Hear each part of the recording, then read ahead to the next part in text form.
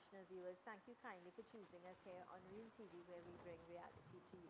My dear friends, a very warm welcome to another edition of the program Conversations with Zelisa, where we continue to inform, educate, empower, and answer those unanswered questions. I am Zelisa November, humbly inviting you to sit back, relax, enjoy, get your pen, get your notebook, Real TV notebook, so you could take notes and important numbers that will be helpful for you and your loved ones. Directing this morning and in Master Control, we've got Robert Batiste. On behalf of the team, I'd like to wish each and every one of you a beautiful, blessed, productive and great day today. Happy Thursday, Thursday the 13th of November 2025. It is a day and time you will never have the opportunity to ever have again in life. Don't procrastinate, don't waste your time. Do something productive and constructive with your day and time, all right?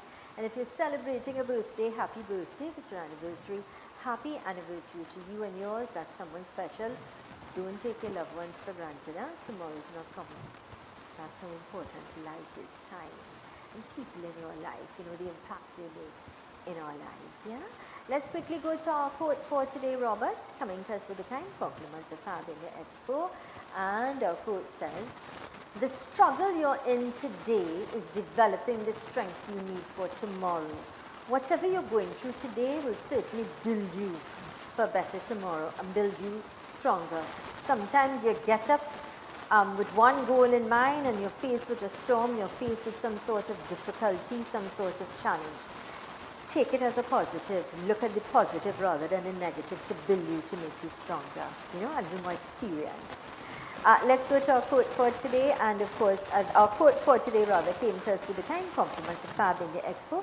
Let's go to the ad, please. The Fab India Expo announces its after Diwali sale. As we approach closing, enjoy store-wide discounts on all your favorite items. Plus, don't miss the Meat Festival at Zyka Restaurant, featuring delicious Indian-style curries and grilled meats. Hurry, the Fab India Expo closes on November 9th. Fab India Expo, opposite Medford Gas Station in Chaguanas. Ho, ho, ho, ho! Merry Christmas! It's the Mid-Center Mall Christmas Market from December 5th to the 28th. Experience the magic of the season with over 300 local and international merchants, multiple restaurants, and daily stage performances. Fun for the entire family with a bouncy castle for the kids and the perfect place for Christmas shopping. The Mid-Center Mall Christmas Market, where the spirit of Christmas comes alive.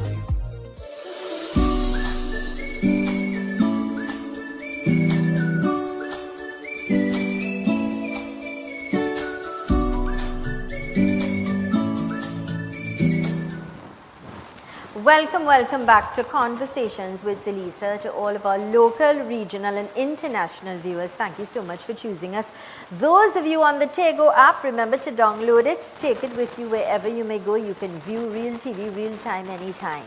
You know, as we continue to add value, as we continue to share relevant and important information. I always say to you, knowledge is power. Yeah? When you have knowledge, you make better decisions. We'll all have a better tomorrow. You know, next week we will be celebrating World Children's Day. And today I've got with us a representative from the Children's Authority. I do have a very good relationship. I understand their hard work and their commitment towards saving the lives of our children in this land. And so we're very fortunate to have a strength, of course, to be reckoned with. Ms. Krista Ali, she's a psychologist, regional case management. Yes? So welcome. It's nice to have you with us. You know, you've got a nice job, a great job. You studied for it. But as I was saying to you, it's not all that pleasant when you think of children that are hurting, that are challenged, that are broken. You go in there and you try your very best to heal and fix. Definitely. That's what we as an organization, that is what we strive to do every day. Heal and fix, save, protect. Those are, you know, some of the adjectives that come to mind when I think about the work that we do. You must have a love and passion for children as well, you know, and to see beyond. Definitely. Definitely. It's sometimes very difficult when we look at the type of cases and the situations that children are in. Having that love, that passion, that dedication for the job definitely makes it easier. in some ways a little bit more difficult, you know, because it's hard to watch these cases, but knowing that we're able to make an impact in some way with these children definitely, I think, keeps us going. I think that's the goal, and that's the takeaway, that you know you could add a little sunshine, you could bring back a smile, Yes. the innocence of that child, the beauty of that child. Every child that is born is a miracle and a gift from God. Yes. And each child deserves the right to be in a place and an environment where they are loved, it's safe, healthy. You know, they deserve the best. Definitely, and it's important that you brought in that word rights, because as we are observing World Children's Day, that is really what it's about, and that is what the organization, the Children's Authority, is about, is ensuring the rights of children are afforded to them, and that they are allowed that opportunity to have those rights. You know, and you know, the right to be loved is one of them. Yes. And that is something that I feel a lot of people don't know about, that some of the rights of children are very basic rights. The right to a name, the right to be safe from abuse, the right to have an education, very simple things. And unfortunately, for us to better understand why we have to talk so much about this, we need to understand the context that in our country and in our society, a lot of children are not being afforded these very basic rights. You're absolutely correct. We take it for granted. Definitely. We do take it for granted, and I think we don't hold that responsibility or accountability as a parent. It is the duty, Yes. and responsibility of a parent to ensure that they provide those basic things. And when they say basic, but very meaningful in the lives Extremely. of our children. Extremely. You know? And that is a home that is safe, Yes. that is secure, provide nutritious meals, love, Yes. protection, ensuring the right of an education. Some people may say, well, I don't have the money to send a child to school, or I can't do this, or I don't have food. And they look for every excuse without understanding, but this is my duty and responsibility. Yes. It is my child's right to ensure. And so I say, and I make no apology when I say this, and I've said it over the years, and I say it all the time, if you know you are not capable, you cannot be a good parent, then don't become one. Yeah, and you know, and this is what people take for granted, the fact that children are entitled to these rights, but that means that parents have the responsibility, and that it's non-negotiable. It's non-negotiable. When you give birth to a child and a child comes into the world, this is a set of things that comes along with it. Parenting Exactly. is a duty, It is. and it's a great responsibility that takes a lot of work and effort. Safety. And I think I want to jump straight into things that we see. And some people may take it as a very casual thing, or some may take it seriously, like I do. You're driving and you're hearing the profanity of some of the children. Sometimes you're right there in the road, and Yeah. the behavior, when we look at the schools and the barbaric way that they're behaving, and they're fighting and using all these words of profanity, and the way the rage and the anger that you see that you see coming out, it has to stem from the home. It usually does, because children, they're molded by what they see and what they're exposed to. So it really comes down to what we are exposing our children to from a very young age. And I would say for a teenage child to think that that type of behavior is okay, to be engaged in this type of fighting and brutality almost, they need to be getting that from somewhere to think that that is okay.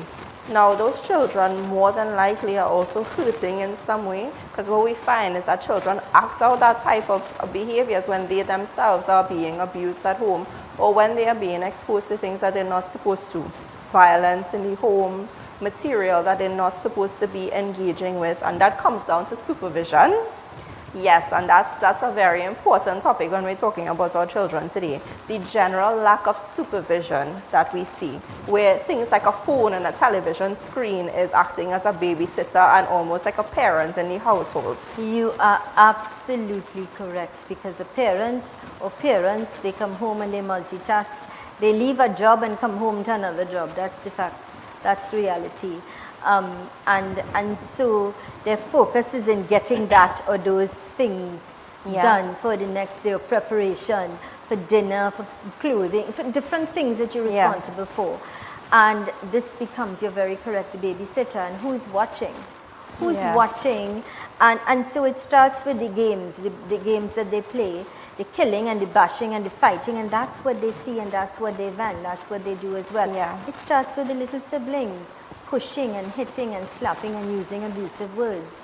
So you're absolutely correct. There are things that some people may think for granted, but it's not, or think it, as I said, very casual, but it is changing your child's behavior.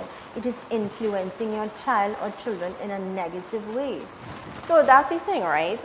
Things that we take for granted are supposed to be actually very deliberate. So in terms of what our children are watching on TV, what they're exposed to on the phone, instead of it being just arbitrary, it needs to be deliberate. We need to know what they're watching. We need to know what they're being exposed to. Every aspect of your child's life is your responsibility. Correct. It is your duty and responsibility to be checking up, to make sure. You let them know that you are aware. Yes. You let them know that you are asking, where are you? What are you doing? Why don't you sit here with me while I do this, and Another thing is, do we really have deep conversations with our children? Do we listen to them? Do we hear or do we listen?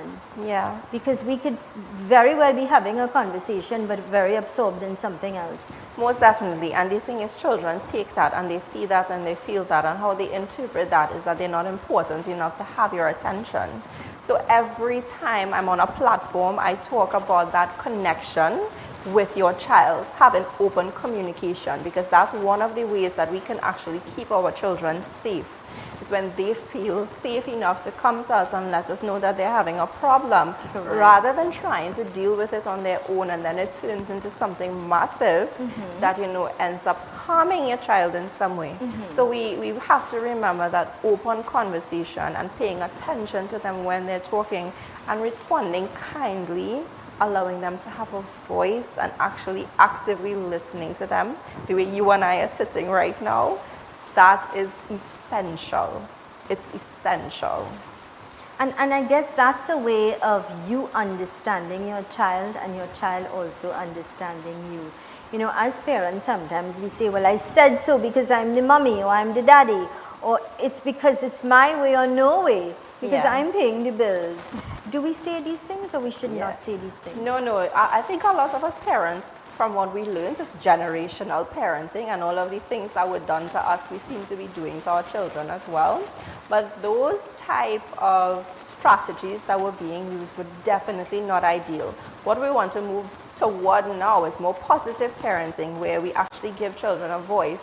So it's not my way or the highway, but let's have a conversation. Because when we talk to children like that, they actually don't understand why something is wrong.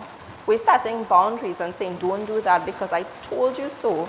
I'm not learning anything from that. But if you tell me what are the dangers of this, or what is the possible negative outcome of me doing this, then I would have an understanding. And in that way, I learn to make better decisions for myself, rather than from a negative perspective. And I've learned over the years that is important, and that's how in terms with my daughter and I, when we communicate, I explain, you don't do this because this would be the consequences. There are choices that we have. And I also, in what do you think about what we just said? What are your thoughts? You understand why I ask you not to do that, as opposed to, or do you understand why you do certain things or you say certain things and you don't? And I think it's important to get their perspective and their feedback as well. See, I don't know if that's right or wrong. That's actually very right. Those are strategies from positive parenting that you are actually using. And that's what we want to encourage more parents to work towards. And I want to let people know that it's never too late to start doing that. Because I have a lot of people telling me, well, my child is already a teenager and they're already doing X, Y, Z. But it's not too late to start something new today. I like that you've said that it's never too late. Yeah. Once you learn and you know better, you make the change, you implement. Yes. Yeah? And it can be small changes. It starts with very Very great. small. This is a program, Conversations with Zelisa, right here on Real TV, where we bring reality to you. Let's go to these important messages.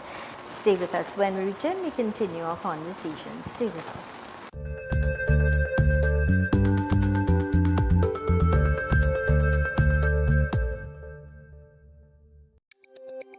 Every word, every line, every paragraph depicts a real moment in someone's life.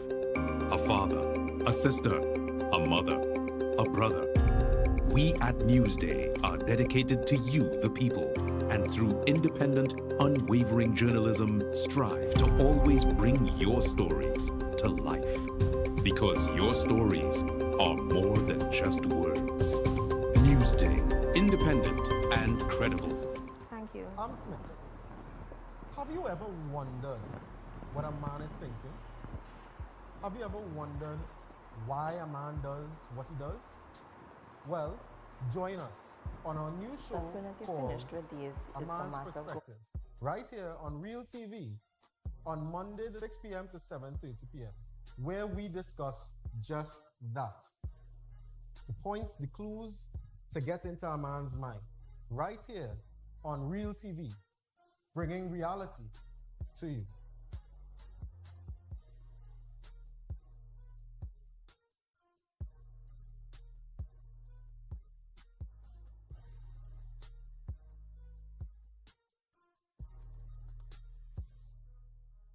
Welcome to the Power Play, the most exciting period in sport. Join us every Friday from 7 to 8 p.m. as we bring to you all things sport. We break down football, cricket, basketball, all the latest sports in the Caribbean and of course across the world. Right here on Real TV, your station for local sport. Real to the heart, local to the core.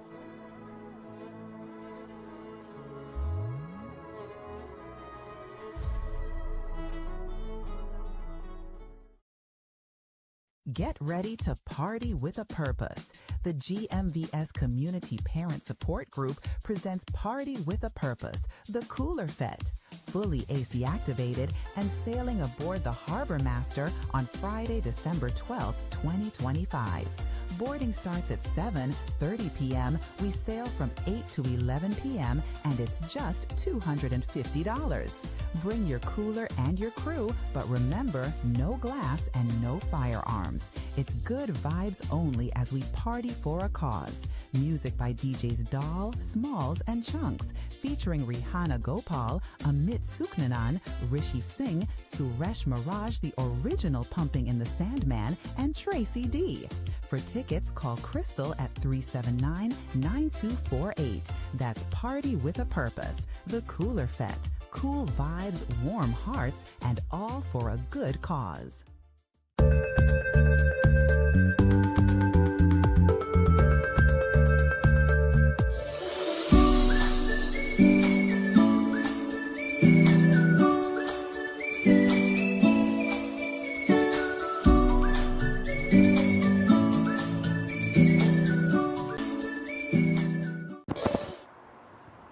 Robert, what a shot is that. Please be mindful of what you do. Welcome back to Conversations with Zelisa, where we continue to inform, educate, empower, and answer those unanswered questions. To all of our local, regional, and international viewers, we thank you for choosing us because we understand when we share important information, it gives you the power to have the knowledge to make better choices. You know, our children are the flowers today, but they are certainly going to be the leaders of our tomorrow. If we don't instill the right morals and values, or we don't give them a solid foundation, do you understand the sort of future we're going to have when it comes to our future leaders? And when I say leaders, I don't just mean leaders in jobs and things like that, but parents. They're going to be parents as well. So every choice we make, every influence, everything we do, as we say, the apple is not going to fall far from the tree. Definitely. Yeah. I'm in conversation with a strength today, psychologist, regional case management, and I'm speaking of Miss Krista Ali, attached to the Children's Authority. Welcome back. Thank you. What are some of the cases you would have experienced over the years firsthand. So maybe we can have an idea Yeah. of what you see. Yeah. Now, sometimes this is a difficult conversation, yeah, because what I see is a spectrum where sometimes it can be what we consider to be little things, possibly a case of a child who doesn't have a birth certificate. And then on the other end of the spectrum, we see cases that are so severe and so dire that the general public, a few things, they don't know that these things are happening. And the other thing is that they don't know how to swallow that. They don't know how to make sense of that. Because we see children being abused so badly that it leaves them damaged in every sort of way. Sometimes we see abuse leading to the death of children, and of course those are the ones that are highlighted in the media. And every so often that happens and the public is made aware. What they don't realize is that these are the type of things that we see every day, where children are hurt emotionally as well as physically. They are being broken, they are beaten, they are abused to the point of them being shattered. And then what we at the authority come in to do is try to piece that child together again. Firstly, by investigating those matters when it comes to our attention, removing children from dangerous spaces only when necessary. And I know that that is a misconception people have about our organization with the removal of children, but I want to make that very clear that that is a last resort when children are only in imminent danger. And you know, of course, what we try to do is place them with a relative or somebody who is known to them first, and only when that is not available is when we have to receive children into our care.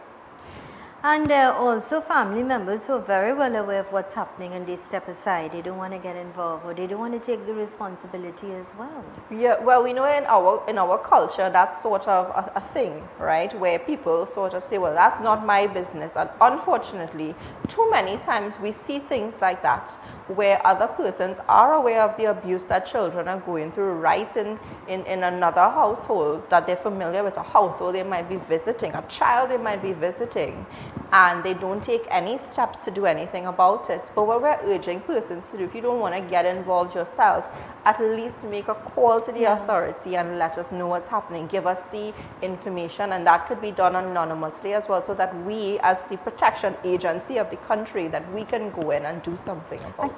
I can't understand for the life of me how somebody could have a conscience to know something is wrong, to know a child is being abused, and there are different types of abuse we're going to talk about. Yeah.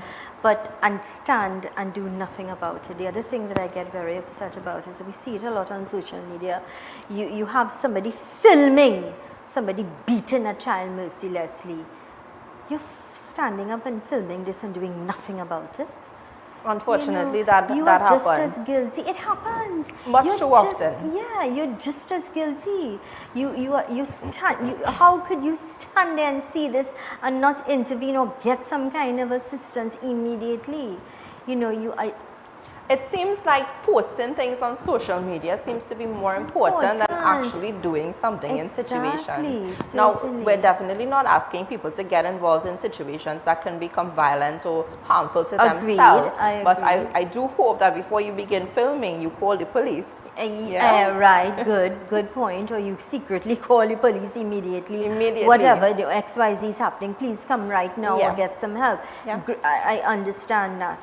What are some of the severe, when you talk about, and I think it's important that people, our viewers, understand firsthand or get a greater understanding of what you face on a daily basis when it comes to our children not in a safe place or not being protected or not don't have the right to their rights. Right. So yeah, that right to be free from abuse is definitely one that children and not all children are being afforded in our country. So what I will do is talk about them based on the statistics that we see at the authority. Now, since the pandemic, the main type of abuse that is reported to the authority continues to be neglect. This is where children are being left on their own unsupervised, much like what we were talking about earlier. But the cases of neglect that we see are very severe.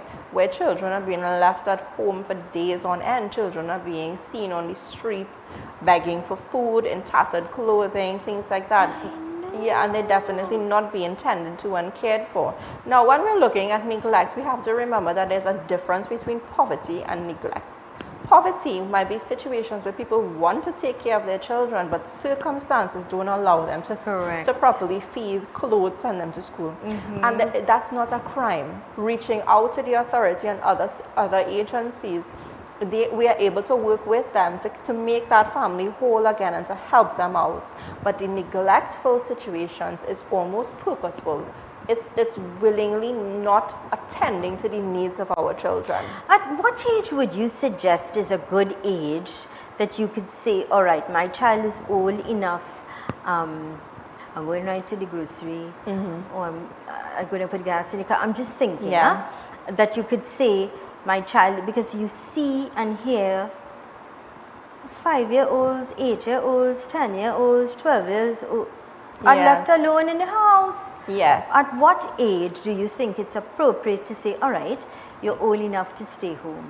So it's a few different things when we look at that, and that is often a question that I am asked. Now, that is going to depend on the actual situation of that home. Okay. So we don't want one child, like let's say it's a teenager, looking after multiple children, including a baby. I would say once there is a baby in the house, an adult needs to be in that home, and an adult is somebody over the age of 18. 18. I honestly do not even think it is right. It is unfair to expect the older ones to take care of the younger ones. Most definitely. And as we were talking about before, that's called parentification of a child, and that is actually a crime, and I don't think people are aware. It is a crime. Pay attention. It's a crime. It's a crime. It's not right and it's not acceptable. That is called abandonment of children, where we see one child looking after a whole set of other children in a home, and there is no adult, there is no parent, there is no proper supervision of that child.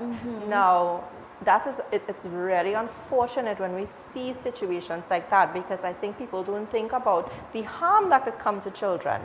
Because children, by the definition of being a child, they're not as mature, they're not responsible enough, they don't have the brain functioning to be able to care for children like an adult.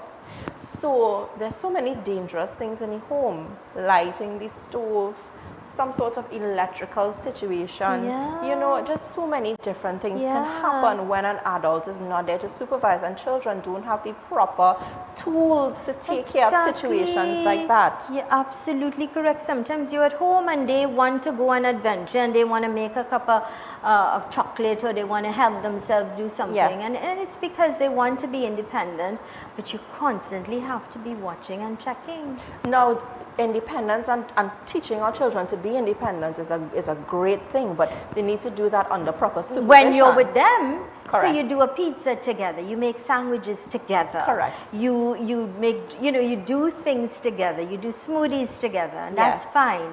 But you make sure and say, you're not allowed to do it when I am not around, Right. because this can happen. And that's teaching them boundaries.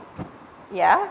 In the same way that we're teaching them skills, we want to teach boundaries too, right? So yes, you can make yourself your pack soup, but these are the rules of doing that, and they must be enforced with some type of consequence when we don't follow these boundaries and these rules.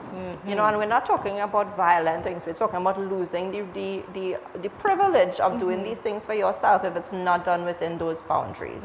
So these are some of the type of things that can happen when we quote unquote neglect our children and are leaving them without supervision. Good.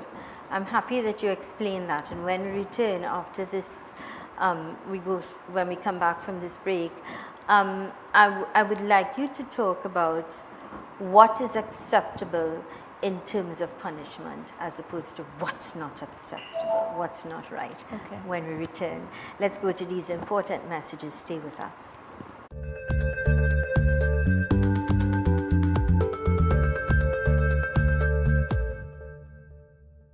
Macon Construction Company Limited. Save big whilst building stronger. We build with our Macon innovative building systems, which provides high wind speed, earthquake, sea blast and fire resistance. is thermally and acoustically insulated, provides improved construction timelines and cost savings. We provide construction services from design to finish and everything in between. Macon Construction Company Limited, building green today with tomorrow's technology. Contact or visit us today. In every moment of silence, there is His presence. In every act of kindness, there is His teaching. Sai Darshan, a devotional journey into the life and wisdom of Sri Satya Sai Baba. Discover stories of faith, lessons of compassion, and the light of divine inspiration, guiding us towards peace, service, and inner joy. We invite you to join us every Sunday at 5 p.m. for Sai Darshan, where hearts awaken and souls find their way home, right here on Real TV. I am Zelisa Rupani, inviting you to join me for the rebirth of Apne Sitare, Our Stars, a vibrant and spectacular show celebrating the incredible local talents of the sons and daughters of Trinidad and Tobago. Experience the beauty of our culture through singing, dancing, and musical performances as we keep the arts alive and shining bright. Tune in right here on Real TV every Sunday from 1 p.m. for Apne Sitare, Our Stars. See you there.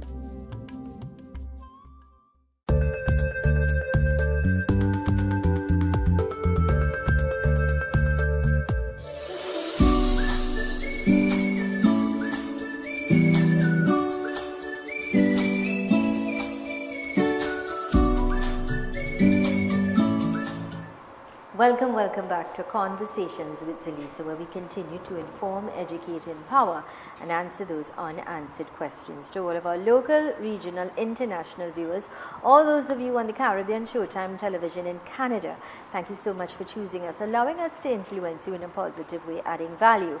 And today I'm in conversation with psychologist, regional case management. She's attached to the Children's Authority, and I'm speaking of Miss Krista Ali. Welcome back. Thank you. Before we go into discipline and methods that would be appropriate for discipline, let us continue a little bit with the other types of abuse. I mean, Sure. Yeah, please.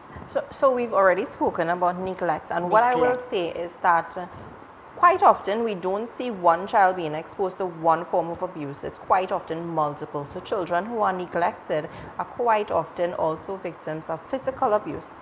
Now physical abuse is the one that it's the most easy to see on a child's body because of the fact that it comes with so many bruises.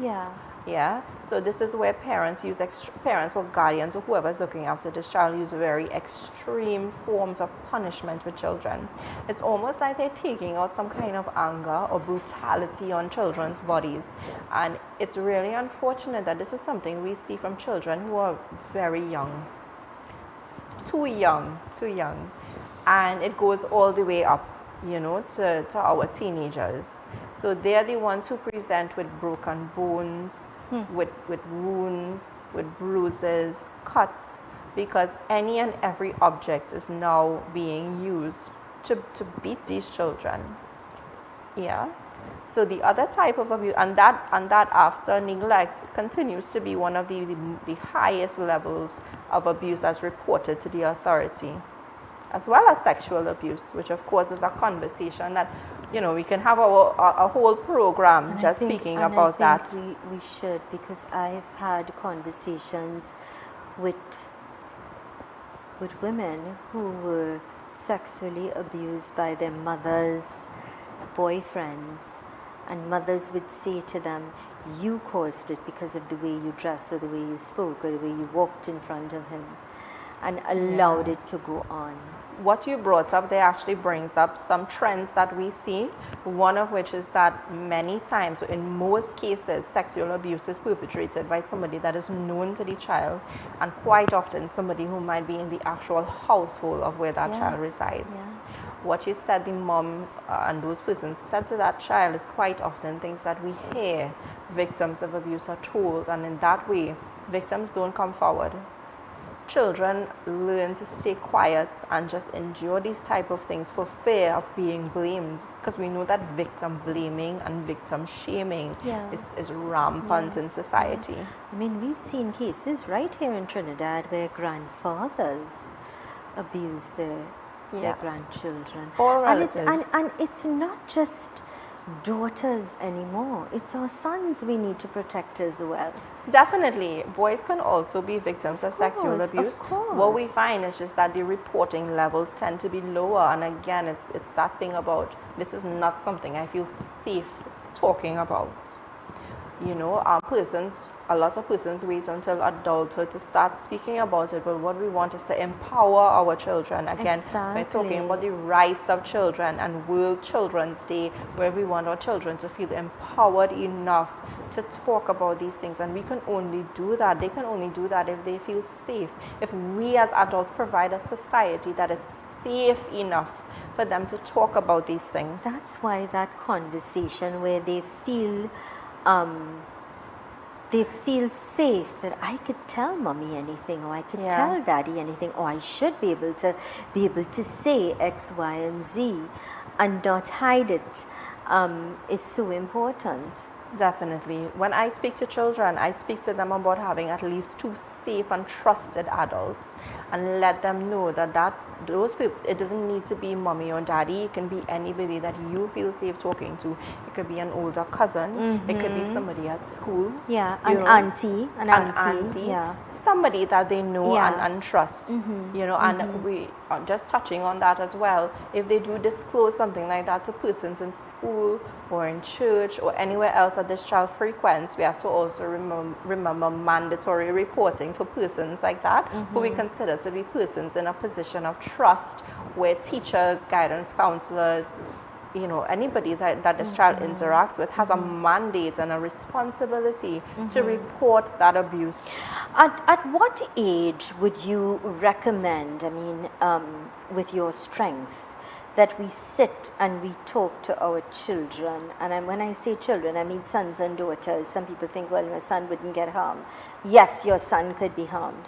At what age do you think it's appropriate that we sit and talk about no touching in those private areas? This is your private, your body is your temple, and that's why you wear clothes to cover it. And you understand that we have that conversation, and nobody is allowed to touch. Right. At what age is appropriate? So from the time that your child is able to converse with you and speak, we need to be providing information in an age-appropriate manner.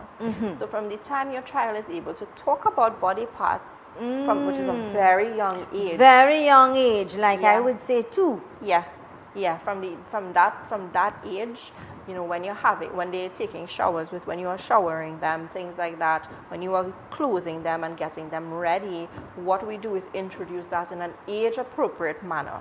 So we used to call it, we used to say, well, now we refer to it as an okay touch and a not okay touch. And, you know, so what we have to let them know is that these touches in particular spaces, they're only meant for certain persons. When I am dressing you, when a doctor is taking a look at you, and nobody else is allowed to do that. Right. I say it all the time. I'm not afraid. I say it to my daughter all the time. Absolutely no one is to invade your privacy. No one is, you know, you have to be reminding them, I think. And they it's need important. to understand why. Yeah, exactly. They need to understand why. Yeah, so from a very young age, of course, when they're getting older and they could understand a bit more, we need to give them a bit more information about the ways that people can violate them or situations that people can violate them. We also have to let them know that it's not okay for other children to be touching them, because that is something that happens quite often. In school. Yes. So what we find is that children who are victims of abuse, let's say sexual abuse, they also act out that on other children and then become perpetrators themselves. So by the time your child is ready of the age to go to any school, kindergarten and then primary school and all that, we need to be providing them with this information in an age-appropriate way, not to scare them, but to help them to understand that these are dangers in these situations that they're now going off into. Because, you know, we can't keep an eye on them at every point in time. Correct. We have to empower them to also be We are safe. not there all the time. So you're very correct. You know, we have to, you use the right words. We have to empower them. We have to be in constant conversation in terms of reminding them, you know, having these conversations. What are your thoughts? What do you think? I remember one evening, you know, driving home, listening to a program on radio, a talk, you know, and rape came up. The topic was about rape. And so my daughter was like, what is rape? Right. And I said, well, I felt that it was a time that I had to explain to her and explain to her what it meant. But it's important that we don't allow the wrong people as well to talk to our children about these things, because it could make a very negative impact as well. They could also get a lot of wrong information, which is why we as the adults in their lives should take front and give them the correct information, because trust me, they're going to get that information from somewhere. Oh yeah, they do. You know, when they get to school, they have their little talks. As you say, we're not there all the time. Yeah. And so if we really have a strong foundation and we continue, we try our very best to inform, to educate, to have constant conversations, but we also need to get their feedback and their thoughts of things, because they have the little brains of their own, and you know, and so they also see things to know. There are certain things I would say to just say to her, what do you think about that? What are your thoughts about that? So, you know, it leaves them thinking as well, you know. Yeah, and that's something that more parents and guardians are supposed to do, and invite them into conversations. Now that kind of, you know, carries the conversation into the next type of abuse, which is where we emotionally abuse children. And the thing is, with our society, emotional abuse isn't really something, or verbal abuse is not really something that is considered a type of abuse, because I feel like speaking to children harshly and insulting and embarrassing them is almost part of our society, because we kind of have this way that's how we talk to each other and how we interact with each other. But what people don't realize is the internal wounds that causes.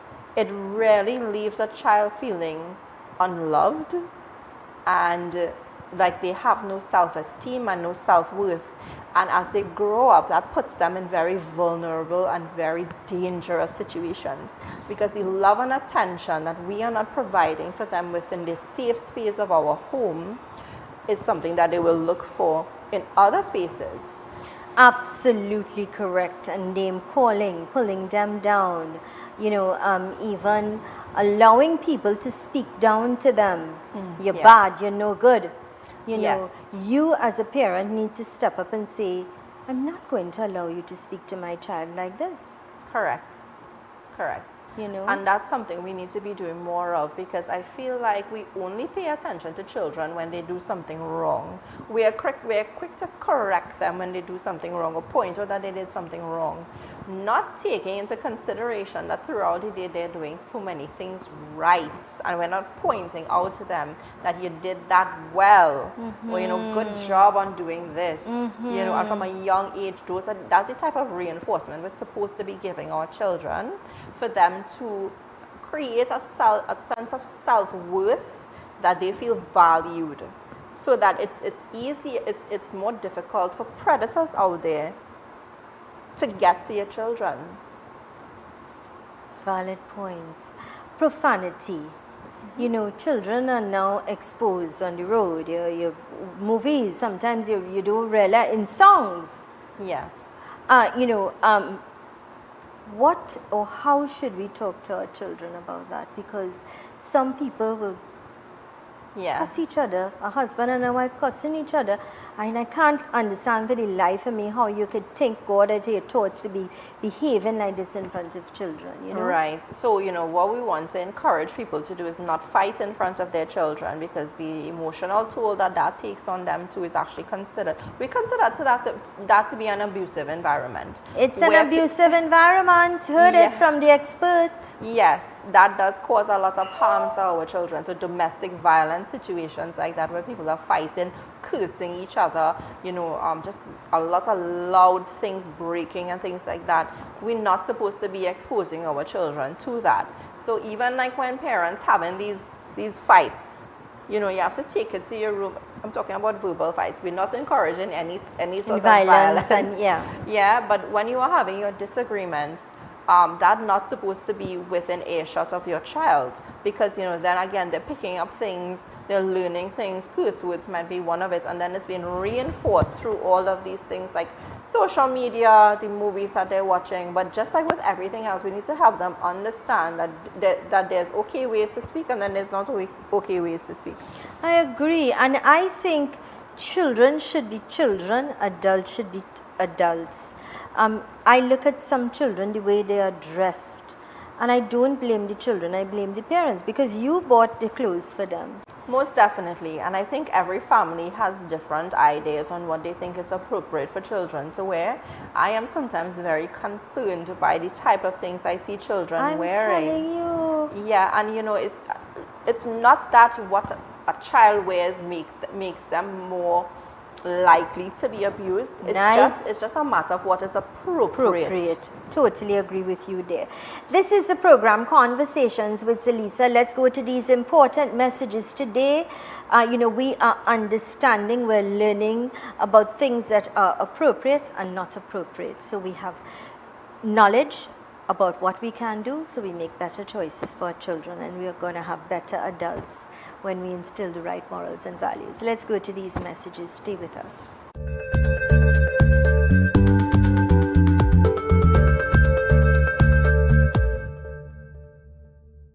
I am Avinash Singh, former Minister in the Ministry of Agriculture, Land and Fisheries. I will be hosting the next Harvest, a forward-looking agricultural TV series exploring innovation, resilience, and opportunity across the Caribbean farming landscape. Join me right here on Real TV every Wednesday at 9 a.m. with repeats. See you soon.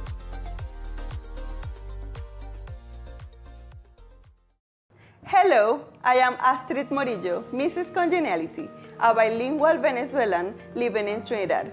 I invite you to join me for an exciting new program, La Voz Latina, where we will highlight the achievements, challenges, businesses, and culture of the Latin community in Trinidad and Tobago, including the food, music, talents, immigration experiences, and more.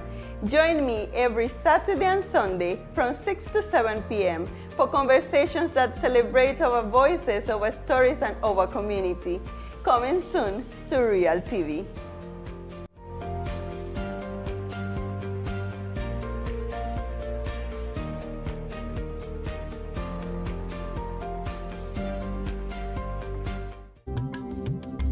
I am Zelisa November, inviting you to join me for the rebirth of Apne Sitare, Our Stars, a vibrant and spectacular show celebrating the incredible local talents of the sons and daughters of Trinidad and Tobago. Experience the beauty of our culture through singing, dancing, and musical performances as we keep the arts alive and shining bright. Tune in right here on Real TV every Sunday from 1 p.m. for Apne Sitare, Our Stars. See you there.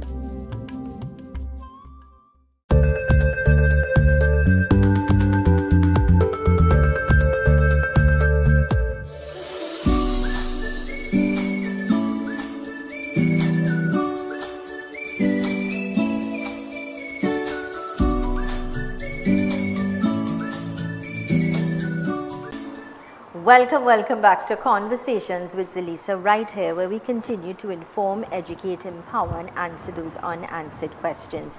Today I'm in conversation with psychologist and regional case management attached to the Children's Authority, Miss Krista Ali, and you're really sharing some important information. Very, very important, and I think it's not something that we take casually, but we take very seriously. You know, I think we've covered some of the, when you talk about the nose, let's try, because we don't have much time today, to perhaps talk about ways of discipline. What is appropriate and what is not? Right, so earlier you mentioned the word punishment, you know, and that's what we want to move away from, because we are a society that punishes, and we talk about punishment a lot. When we're talking to our children, what we should be seeing is discipline, and it's very different, because punishment instills a sense of fear in children, which is why we have children who are so very afraid of their parents, you know, or that person who is the disciplinarian. What we want to do is enforce disciplinary measures where they learn to make better decisions again, where it's a discussion that we talk about, and then it's privileges being taken and things like that. Right. That's the type of strategies that we want to move toward. Things that are not causing harm, because the research really shows that beating a child is not teaching them anything useful. It just causes fear in that child. Okay. Now, what people also don't realize is that, you know, the legislation speaks about that, and it says that only the parent of a child is allowed to use corporal punishment within reason. And it doesn't exactly state what that reason is, and that is where it's a very fine line between corporal punishment and physical abuse. Okay. Yeah. So if we have a young child who is about to touch a stove, and you hit that child a little lash on their hand so that they understand they need to move away, that's all right. That is fine within the legislation. But of course, I would say tell your child why it is you did that. That it's going some sort of harm is going to come to them if they touch the hot stove. As our children are getting older, we move away from those type of things and then introduce things like strategies where we remove privileges, access to their tablets, television, things like that. But That's we, of course, what I do, you know. Right, but we're staying away from things like removing food and snacks. Yeah, I'm telling you, I take it away. Well, no TV for this weekend, or Right. you know, or you had a play date. You're not going to be going on that play date because you made Right. that decision to do that, and you had a choice, and you Right. made that choice, and you crossed the line, and so And then there are consequences. exactly. And that is teaching them the way that the world works. You know, it's preparing them to be adults where we understand that Yeah. our actions, they come with consequences. Yeah. Now, the thing is, when we're talking about discipline, there's a couple of things to remember. We need to explain to that child why they are receiving this consequence. It needs to be within reason as well. So, you know, if the child, let's say, loses something of theirs that you gave to them, we're not going to be disciplining them for an entire month. It needs to fit the crime, basically. The discipline needs to fit the crime, you know, and it also needs to be done soon after the infraction has happened. So we don't want to wait until a week has passed or a day has passed, and then we're coming back to say, well, you know, you can't go on that play date because you did X, Y, and Z. They need to understand in that moment, because children's brains, they're going to forget what it is they did, you know. So those are the strategies we need to implement for them to understand why the disciplinary action is taking place and for it to have long-term effects. So they're going to be able to make better decisions when they understand that you know, negative behavior is going to come with this particular consequence. That's important, I think. What are the other things that we do in order to, when we talk about discipline, when we talk about, because the kids are influenced whether we like it or not in school. Yeah. We try our very best at home. A simple thing as to teach them to speak properly. Correct. And we, okay, please say that over again. Or what you just said there, could you understand what you just said? You know, I'm telling you, I try my very best, because speak properly, you do things like manners, thank you, no thank you, may I have this? Or, you know, we may teach them, okay, if you sit, if your grandmother comes and there's no seat, you get up and you give it to her. You teach children. This is our responsibility, I think, as parents, to teach our children these things. But then with the negative, they go out there and they're exposed to so much things that might undo what you are trying to teach. So what I would say to that is that the main thing is that we need to be role models for our children in every situation. You know, so when we role model and when we show them how they should be and how they should behave in certain situations, you are going to be, because you at the end of the day are your child's main role model. While they might be influenced outside, you know, it does come back to what you are instilling in your child. You're absolutely correct. Another thing is that we have to remember that these are children and that they're going to make mistakes. And forgive them for the infractions, forgive them for the things that they might do wrong. Yes, you will be upset.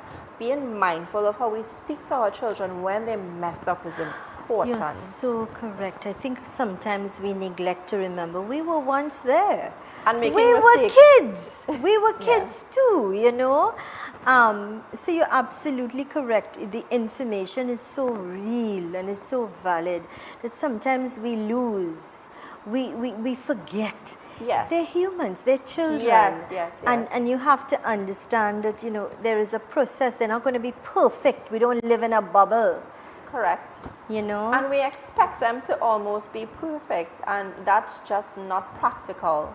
So this is what I tell parents. We have to remember that they're going to make mistakes. How we respond when they make those mistakes is what is very important. That's important, what you just said there. It's how we respond, how we choose to discipline, how we choose to speak, how we choose to deal with the situation. It's what impacts and matters. That is so true. What, we've got to wrap things up. The time is just upon us, and there's so much we could talk about when it comes to our children and the rights of our children and their miracles, and understand the beauty in them.